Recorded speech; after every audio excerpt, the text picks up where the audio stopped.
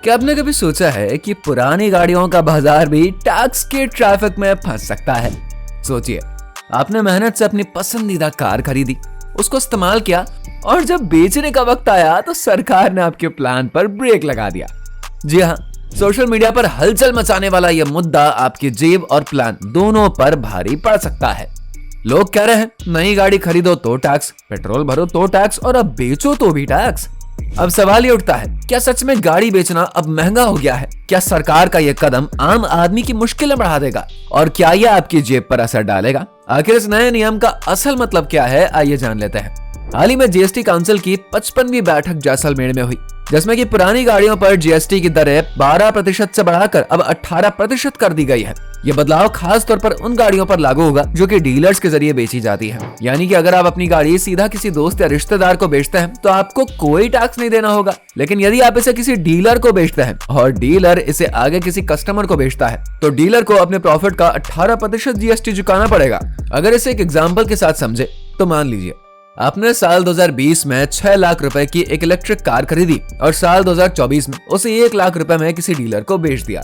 Dealer इसे किसी और कस्टमर को 2 लाख रुपए में बेच सकता है। इस लेन देन में डीलर को 1 लाख रुपए का प्रॉफिट होगा। इसी प्रॉफिट पर डीलर को 18% जीएसटी यानी कि 18,000 रुपए सरकार को देना पड़ेगा।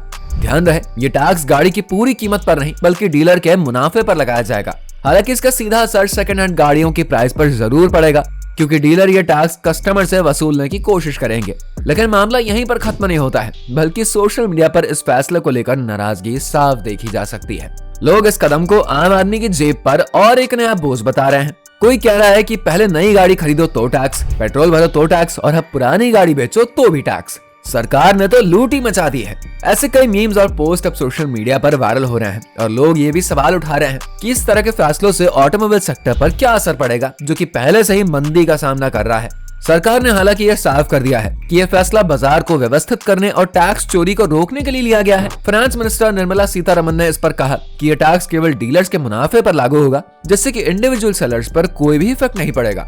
इसके अलावा सरकार का यह भी दावा है कि इस कदम से रेवेन्यू में ग्रोथ होगी, जिसका यूज देश के डेवलपमेंट के लिए किया जाएगा। लेकिन आम आदमी सरकार की सफाई से कितना ज्यादा सहमत है, ये कहना बहुत ही मुश्किल है। खास करके ऐसे समय में जब लोग सेकंड हैंड गाड़ियों को एक किफायती ऑप्शन के रूप में देखते थे। पुरानी गाड़ियां उन लोगों के लिए बेहद ही मददगार होती हैं जिनके पास नई गाड़ी खरीदने का बजट नहीं होता। लेकिन अब इस टैक्स के बाद सेकंड हैंड गाड़ियों की कीमतें बढ़ने की संभावना बढ़ गई है। वहीं इलेक्ट्रिक व्हीकल्स के मामले में भी यही रूल लागू होगा। पहले पुराने इलेक्ट्रिक गाड़ियों पर 12% जीएसटी लगता था, लेकिन अब इसे 18% कर दिया गया है। यह फैसला उन लोगों को दुखी कर सकता है जो कि एनवायरनमेंट को नीट एंड क्लीन रखने वाली गाड़ियां यानी कि इलेक्ट्रिक गाड़ी खरीदने की सोच रहे थे। हालांकि सरकार ने यह कहा है कि अगर गाड़ी बहुत पुरानी है तो टैक्स की दरों में कुछ छूट दी जा सकती है।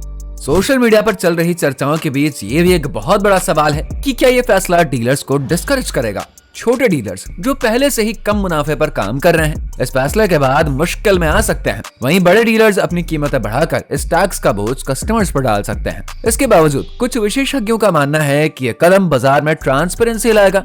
इससे काले धन का इस्तेमाल कम होगा और सरकारी खजाने को फायदा होगा। हालांकि इस तर्क का सपोर्ट करने वालों की संख्या फिलहाल कम ही लगती है। सरकार का यह फैसला जहां एक तरफ बाजार को व्यवस्थित करने की कोशिश है, वहीं दूसरी तरफ यह आम आदमी की जेब पर असर डाल सकता है।